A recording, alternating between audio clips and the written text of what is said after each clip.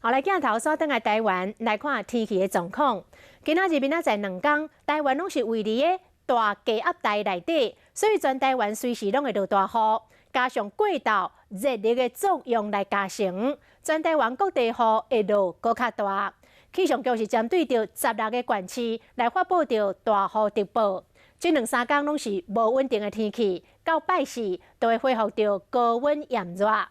另外，即摆伫菲律宾东边海面的热扰动，是毋是会变作风台呢？气象局正咧注意。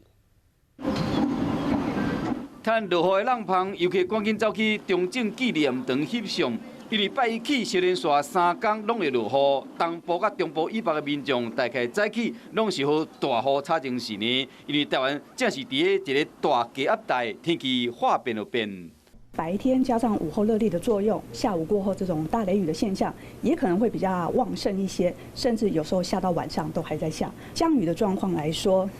以今天而言是西半部、东北部比较容易有局部性的大雨。明天中南部会有另外一波比较明显的雨势，可能要注意短时强降雨造成的大雨或者是局部的豪雨现象。为雷达的回波图来看，台湾北部、东北部、西半部甲西南部地区拢有可能落大雨。为这个气象局定量落雨预报来看，到暗时8点，中部山区甲南部的山区雨量拢有可能到200到300米呢。这礼拜到拜三规工拢有可能有雷阵雨，到拜四才会出日头。菲律宾东边海面上的热扰动，虽然讲有部分的资料显示讲有可能会变成风台，也毋过气象局讲，再个继续观察。